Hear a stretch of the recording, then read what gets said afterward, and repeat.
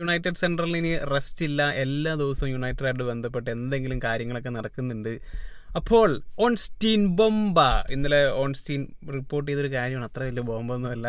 നമ്മൾ ആഴ്സണലിൻ്റെ ഒരു youth player ഉണ്ട്, ചിഡോ ഒബി മാർട്ടിൻ, 16 വയസ്സുള്ളൂ. അപ്പോൾ ആ പ്ലെയറിന് വേണ്ടിയിട്ട് നമ്മൾ ശ്രമിക്കുന്നുണ്ട്. അപ്പോൾ കഴിഞ്ഞ ആഴ്ച കാരിങ്ടണിലൊക്കെ വന്നിരുന്നു. അപ്പോൾ കാര്യമായിട്ട് യുണൈറ്റഡ് ശ്രമിക്കുന്നുണ്ട്. അതിൻ്റെ ഒപ്പം തന്നെ വേറെയും ക്ലബ്ബുകളൊക്കെ ഇൻട്രസ്റ്റഡ് ആണെന്ന് പറയുന്നുണ്ട്. അപ്പോൾ യൂത്ത് ലെവലിൽ കുറേ ഗോളുകളൊക്കെ അടിച്ചിട്ടുള്ള പ്ലെയറാണ്. 29 ഗോളുകളൊക്കെ അടിച്ചിട്ടുണ്ട് ഏതാണ്ട് 17 മത്സരങ്ങളിൽ നിന്നൊക്കെ. പക്ഷേ അതിലൊന്നും വലിയ കാര്യമൊന്നുമില്ല. അൾട്ടിമേറ്റ്ലി ഫസ്റ്റ് ടീമിലേക്ക് വന്നു കഴിയുമ്പോൾ എന്ത് ചെയ്യുന്നുള്ളതാണ്. ഇപ്പോൾ നമ്മുടെ ഈ പറയുന്ന പോലെ വേറെ ക്ലബ്ബുകളിൽ നിന്നുള്ള യൂത്ത് സൈനിങ്സ് ഒന്നും അത്ര മോശമായിട്ടില്ല ഈ അടുത്തൊന്നും.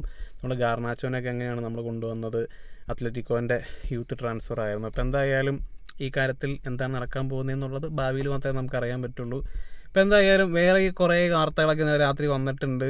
അപ്പോൾ അതിലൊരു മെയിൻ സംഭവമായിരുന്നു സുബമെൻഡി ആയിട്ടുള്ള ലിങ്ക്. അപ്പോൾ ഈ ലിങ്ക് വന്നിരിക്കുന്നത് ടെലിഗ്രാഫിൽ നിന്നാണ്, വളരെ റിലയബിൾ ആയിട്ടുള്ളൊരു ഔട്ട്ലെറ്റാണ്. ഇപ്പോൾ സുബമെൻഡിയുടെ കാര്യം ഒരു 2-3 ആഴ്ച മുമ്പ് ഈ പറയുന്ന പോലെ ലിങ്ക് വന്നതാണ്. അതുപോലെ കഴിഞ്ഞ ദിവസം ഒരു ലൈവ് വീഡിയോ ചെയ്തപ്പോൾ ആരോ ചോദിച്ചിരുന്നു സുബമെൻഡി ഓർ ഉഗാർട്ടെ ആരെ ചൂസ് ചെയ്യും. അപ്പോൾ അന്ന് ഞാൻ പറഞ്ഞ കാര്യമാണ്, ഇവർ രണ്ടുപേരും കിട്ടിക്കഴിഞ്ഞാൽ അതായിരിക്കും ഏറ്റവും നല്ലത്. കാരണം ഇവർ രണ്ടുപേരും വന്നു കഴിഞ്ഞാൽ നമ്മുടെ മിഡ്ഫീൽഡ് സെറ്റാണ്. നമുക്കൊരു ശരിക്കും പറഞ്ഞാൽ ഒരു ടോപ്പ് ക്ലാസ് മിഡ്ഫീൽഡ് അപ്പോൾ തന്നെയായി. സുബമെൻഡി, ഉഗാർട്ടെ, അതുപോലെ തന്നെ കോബി മൈനു, പിന്നെ ഓപ്ഷനായിട്ട് മൗണ്ട് ഉണ്ട്, ബ്രൂണോ ഉണ്ട്. അപ്പോൾ അതൊരു നല്ല മിഡ്ഫീൽഡാണ്. അപ്പോൾ ഈ സുബമെൻഡി ലിങ്ക്സിൻ്റെ റീസൺ എന്താണെന്നുള്ള കാര്യം അറിയില്ല. കാരണം ഇപ്പോൾ ഇന്നലെ ഉഗാർട്ടയുടെ കാര്യത്തിൽ ഏതാണ്ട് 60-70 മില്യൻ്റെ കാര്യമൊക്കെയാണ് പറയുന്നത്. ഇപ്പോൾ ഇത് നമ്മൾ പ്രൈസ് പറയുമ്പോൾ പലപ്പോഴും തിരിഞ്ഞു പോകാറുണ്ട്. കാരണം യൂറോയിൽ പറയുമ്പോൾ അത് കൂടുതലായിരിക്കും. അപ്പോൾ അങ്ങനെ ഒരു കൺഫ്യൂഷൻ അത് വരുന്നുണ്ട്. അപ്പോൾ ഏതാണ്ട് 70 മില്യണൊക്കെയാണ് PSG ഉഗാർട്ടയ്ക്ക് വേണ്ടി ആവശ്യപ്പെടുന്നത് എന്നുള്ള തരത്തിലൊക്കെ ഇന്നലെ ചില റിപ്പോർട്ടുകളൊക്കെ വന്നത്. അപ്പോൾ അതുകൊണ്ടായിരിക്കും ഒരു പക്ഷേ നമ്മൾ സുബമെൻഡിയിലേക്ക് നമ്മുടെ കോൺസെൻട്രേഷൻ മാറ്റിയത്. അപ്പോൾ സുബമെൻഡിക്ക് ഏതാണ്ട് 63 മില്യൻ്റെ റിലീസ് ക്ലോസ് ഒക്കെ റയൽ സോസിഡാഡിലുണ്ടെന്നാണ് പറയുന്നത്. അപ്പോൾ അതങ്ങ് റിലീസ് ക്ലോസ് വെച്ച് കഴിഞ്ഞാൽ നമുക്ക് സുബമെൻഡിനെ സൈൻ ചെയ്യാൻ പറ്റും. സുബമെൻഡിയുടെ കാര്യത്തിലേക്ക് വരുമ്പോൾ വളരെ ടെക്നിക്കലായിട്ടുള്ള വളരെ മികച്ചൊരു മിഡ്ഫീൽഡറാണ്, പ്രസ് റെസിസ്റ്റൻ്റ് ആണ്. അങ്ങനത്തെ കാര്യങ്ങളൊക്കെ നോക്കിക്കുമ്പോൾ അടിപൊളിയാണ്. പക്ഷേ ആളൊരു ഡിസ്ട്രോയർ അല്ല. ആളെ ഒറ്റയ്ക്ക് കളിപ്പിച്ച് കഴിഞ്ഞാൽ പ്രീമിയർ ലീഗിലേക്ക് വന്നു കഴിയുമ്പോൾ നമുക്കത്ര ഉപകാരപ്പെടില്ല. കൂടെ ഉഗാർട്ടോ അല്ലെങ്കിൽ ഏതെങ്കിലും ബോൾ വിന്നിങ് ആയിട്ടുള്ള പ്ലെയർ ഉണ്ടെങ്കിൽ നമുക്കത് ഉപകാരപ്പെടും. അപ്പോൾ ശരിക്കും ഇനിയോസ് തന്ത്രപരമായിട്ട് നീങ്ങി കഴിഞ്ഞാൽ അത് ചെയ്യാൻ പറ്റും. കാരണം കസമീറോനും മക്ടോമേനെയും എറിക്സനൊക്കെ ഒഴിവാക്കിയാൽ മതി. അപ്പോൾ അവരുടെ വേജസും അതുപോലെ തന്നെ ഇവർ വിറ്റ് കഴിയുമ്പോൾ കിട്ടുന്ന കാശും ആ കാശും കൊണ്ടൊക്കെ മതി ശരിക്കും പറഞ്ഞു കഴിഞ്ഞാൽ ഉഗാർട്ടേനെയും സുബമെൻഡിനെയും സൈൻ ചെയ്യാനായിട്ട്. പക്ഷേ ഇങ്ങനെ ഇത്രയും ലെവലിലേക്ക് നമ്മൾ ഇത്ര പെട്ടെന്ന് അപ്പാവാനുള്ള സാധ്യത കുറവാണ്.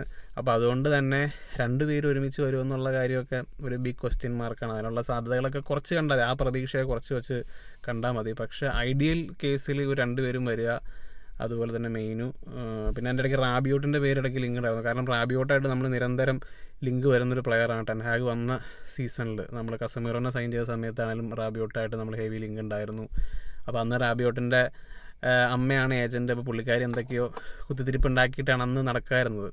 അപ്പോൾ നേരത്തെ തൊട്ട് തന്നെ റാബിയോട്ട് നമ്മുടെ യുണൈറ്റഡിലേക്ക് വരണമെന്നൊരു ഇൻട്രസ്റ്റ് ഒക്കെ ഉണ്ട്. അപ്പോൾ അതിൻ്റെ ഇടയ്ക്ക് ഇപ്പോൾ ലിവർപൂളിൻ്റെ പേരൊക്കെ അതിൻ്റെ ഇടയ്ക്ക് എടുത്തിട്ടിരുന്നു. അപ്പോൾ അതാണ് ഇപ്പോൾ മിഡ്ഫീൽഡേഴ്സിൻ്റെ കാര്യത്തിലേക്ക് വരുമ്പോൾ നടക്കുന്ന കാര്യങ്ങൾ. ഇനി നമുക്ക് ഡിസ്കസ് ചെയ്യാനുള്ളത് സെൻട്രൽ ബാക്ക് സിറ്റുവേഷനെ കുറിച്ചിട്ടാണ്. അപ്പോൾ ഇന്ന് ഡിലിറ്റിൻ്റെ കാര്യം ടെൻഹാഗിൻ്റെ അടുത്ത് ചോദിച്ചു. അപ്പോൾ ടെൻഹാഗ് പബ്ലിക്കലി ഈ കാര്യം കൺഫേം ചെയ്തു, യുണൈറ്റഡിന് ഇൻട്രസ്റ്റ് ഉണ്ട് എന്നുള്ള കാര്യം. അപ്പോൾ അത് ചർച്ചകൾ നടക്കുന്നുണ്ട്. വരുമോ ഇല്ലയോ എന്നുള്ള കാര്യമൊന്നും ഉറപ്പില്ല. ടോപ്പ് പ്ലെയർ ആണ് എന്നൊക്കെയുള്ള കാര്യമൊക്കെയാണ് പറഞ്ഞിട്ടുള്ളത്. അതുപോലെ തന്നെ ഡച്ച് പാസത്തിനെ പറ്റി അദ്ദേഹത്തിൻ്റെ അടുത്ത് ചോദിച്ചു. അപ്പോൾ പറഞ്ഞു അത് ഞാൻ തീരുമാനിക്കണമെന്നില്ല, ക്ലബിൻ്റെ സ്കൗട്ടിംഗ് ഡിപ്പാർട്ട്മെൻറ്റ് അങ്ങനെ ആൾക്കാരൊക്കെ ചേർന്ന് ഹോളിഡേക്ക് പോയ സമയത്ത് ഉണ്ടാക്കി വെച്ചൊരു ലിസ്റ്റിലുള്ളതാണ് ഡിലിറ്റ് എന്നുള്ള കാര്യമാണ് അപ്പോൾ അദ്ദേഹം പറഞ്ഞത്. അപ്പോൾ ഡിലിറ്റിൻ്റെ കാര്യത്തിലേക്ക് വരുമ്പോൾ എന്തുകൊണ്ട് ലിവർപൂൾ ഇൻട്രസ്റ്റ് കാണിക്കുന്നില്ല എന്നുള്ളതാണ് എൻ്റെ മനസ്സിലേക്ക് വന്നൊരു ചോദ്യം.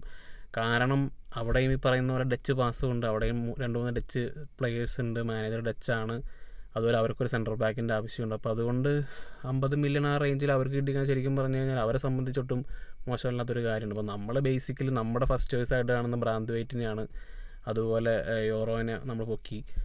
അപ്പോൾ ഈ ബ്രാന്ത്വൈറ്റിൻ്റെ കാര്യത്തിലേക്ക് വരുമ്പോൾ എവർട്ടൺ അവർ ക്ലബിനെ വിൽക്കാനിട്ടേക്കുമായിരുന്നു. അപ്പോൾ ആ ഒരു സെയിൽ പ്രോസസ്സ് കൊളാപ്സ് ആയപ്പോൾ അതുകൊണ്ട് തന്നെ അവർക്ക് പൈസയുടെ ആവശ്യമുണ്ട്.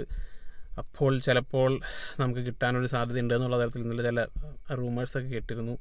അപ്പോൾ എന്തായാലും ഇപ്പോൾ ഇന്നലെ വന്ന വാർത്തകളിൽ സുബമെൻഡിയാണ് നിറഞ്ഞു നിൽക്കുന്നത്. അപ്പോൾ സുബമെൻഡിയുടെ കുറേ ക്ലിപ്സൊക്കെ കിടന്ന് കറങ്ങുന്നുണ്ട്. അപ്പോൾ നമുക്കറിയാം കഴിഞ്ഞ യൂറോയുടെ സെക്കൻഡ് ഹാഫിൽ സുബമെൻഡി റോഡ്രിഗോ വരെ വന്നിരുന്നു, ഒരു കുഴപ്പമുണ്ടായിരുന്നില്ല, നന്നായിട്ട് തന്നെയാണ് സുബമെൻഡി പെർഫോം ചെയ്തത്. അപ്പോൾ സുബമെൻഡിൻ്റെ കളി നമുക്ക് ഒരിക്കലും സ്റ്റാറ്റ്സ് വെച്ചോ അല്ലെങ്കിൽ വേറെ എന്തെങ്കിലും കാര്യങ്ങൾ ക്ലിപ്സ് കൊണ്ടൊന്നും അനലൈസ് ചെയ്യാൻ പറ്റില്ല.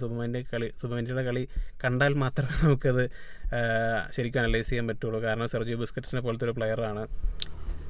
ഇൻ ഗെയിമിൽ കുറേ ഗെയിമുകളൊക്കെ കളിക്കുന്ന നല്ല ക്ലെവർ ആയിട്ടുള്ള ഇൻ്റലിജൻ്റ് ആയിട്ടുള്ള ഫുട്ബോളറാണ്. അപ്പോൾ എന്താണ് സംഭവിക്കാൻ പോകുന്നതെന്നുള്ളത് നമുക്ക് കാത്തിരുന്ന് തന്നെ കാണാം. അപ്പോൾ നിങ്ങളുടെ അഭിപ്രായങ്ങൾ കമൻ്റായിട്ട് ഇടുക. മറ്റൊരു വീഡിയോയുമായി വീണ്ടും കാണാം.